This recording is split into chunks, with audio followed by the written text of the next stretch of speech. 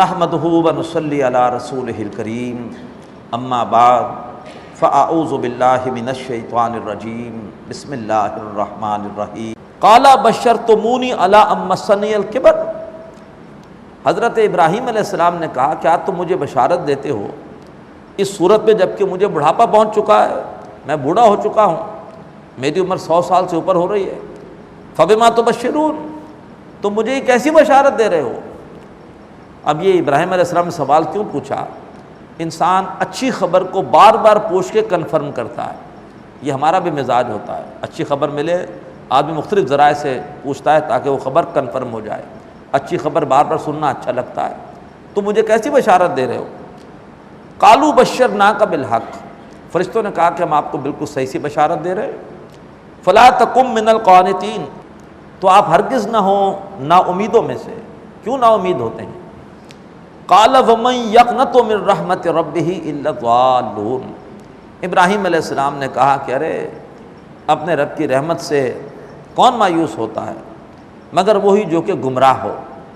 گمراہ ہی ہو سکتے ہیں، ورنہ جو ہدایت پر ہوں وہ کبھی بھی اللہ کی رحمت سے نا امید نہیں ہو سکتے۔ اللہ تعالی ہمیں بھی ہمیشہ اپنے ذات کے ساتھ امید کا دامن وابستہ رکھنے کی توفیق عطا فرمائے۔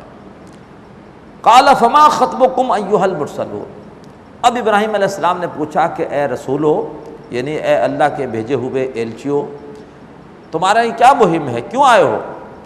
قالوا انا ارسلنا الی قوم مجرمین، انہوں نے کہا کہ بے شک ہمیں بھیجا گیا ہے ایک مجرم قوم کی طرف۔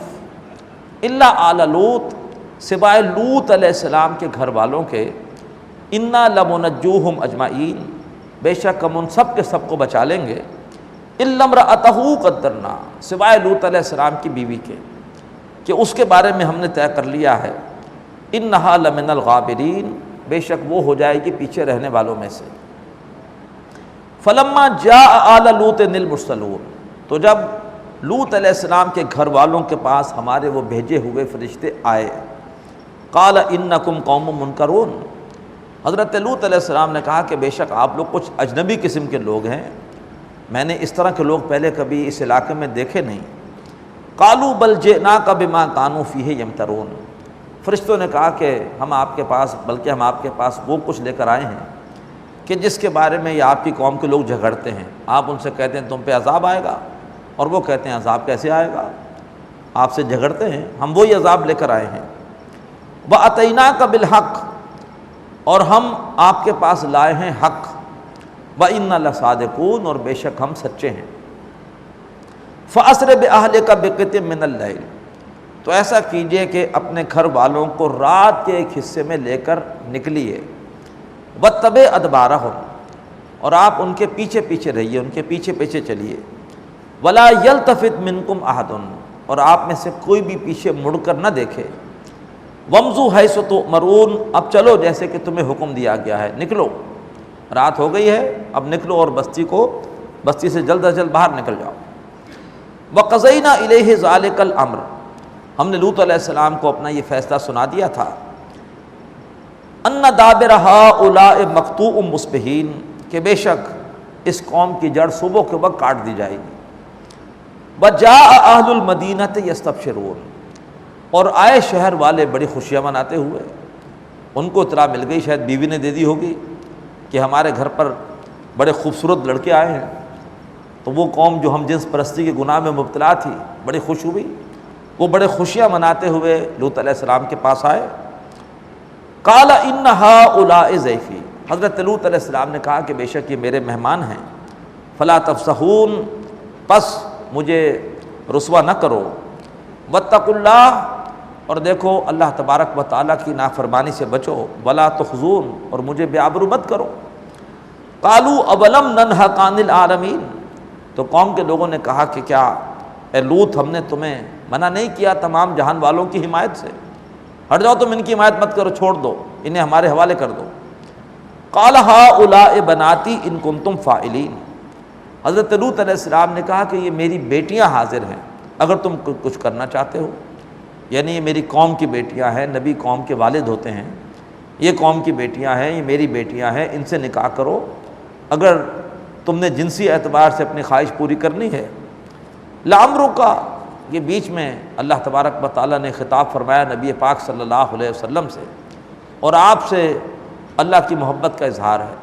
لعمرک، اے نبی قسم ہے آپ کی جان کی، انہم لفی سکرتہم یعمہون، کہ بے شک وہ اپنی مستی میں مدہوش ہو رہے تھے، یعنی ان پر اب کوئی نصیحت کارگر نہیں تھی، بالکل مدہوش ہو رہے تھے اپنی مستی میں، اپنی شرارت میں۔ فَأَخَذَتْهُمُ الصَّيْحَةُ مُشْرِقِينَ، تو انہیں آ پکڑا ایک چنگھاڑ نے، ایک زلزلے نے، سورج نکلتے وقت۔ زلزلہ ایسے آیا کہ آتش فشاں پہاڑ پھٹا عین بستی کے نیچے سے، اور بستی اس دھماکے سے اوپر کی طرف گئی، الٹ کے نیچے گر گئی۔ فَجَعَلْنَا عَالِيَهَا سَافِلَهَا، اور ہم نے بستی کے اونچے حصے کو کر دیا نیچے، چھتیں زمین پر آ گئی۔ وَأَمْطَرْنَا عَلَيْهِمْ حِجَارَةً مِّن سِجِّيلٍ، اور اس کے بعد بڑی تیز ہوا چلی ہے، اور سنگ گل کی کنکریاں، مٹی کی کنکریاں، سنگ گل عربی میں سجیل، مٹی کی کنکریاں ہم نے ان پر برسائیں، مٹی کی کنکریاں۔ ان فی ذالک لآیات للمتوسمین، بے شک اس میں یقیناً نشانیاں ہیں ان لوگوں کے لیے جو حق کی تلاش کرتے ہیں علامات کے ذریعے سے، جو علامات کے ذریعے سے حق جاننا چاہیں وہ جائیں اور جا کے قوم لوط کے کھنڈرات کو دیکھیں، ان پر حق واضح ہو جائے گا۔ وَإِنَّهَا لَبِسَبِيلٍ مُقِيمٍ، اور بے شک یہ قوم لوط کی بستی سیدھی شاہراہ پر ہے، سیدھی شاہراہ جو مکہ سے جا رہی ہے شام کی طرف، اسی پر یہ بستی آتی ہے۔ جاؤ ذرا جا کر دیکھو، ذرا تحقیق کرو کہ بستی والوں کے ساتھ کیا ہوا، نافرمانوں کے ساتھ کیا ہوا۔ ان فی ذالک لآیۃ للمؤمنین، بے شک اس میں یقیناً نشانی ہے مومنوں کے لیے۔ بارک اللہ لی ولکم فی القرآن العظیم ونفعنی وإیاکم بالآیات والذکر الحکیم۔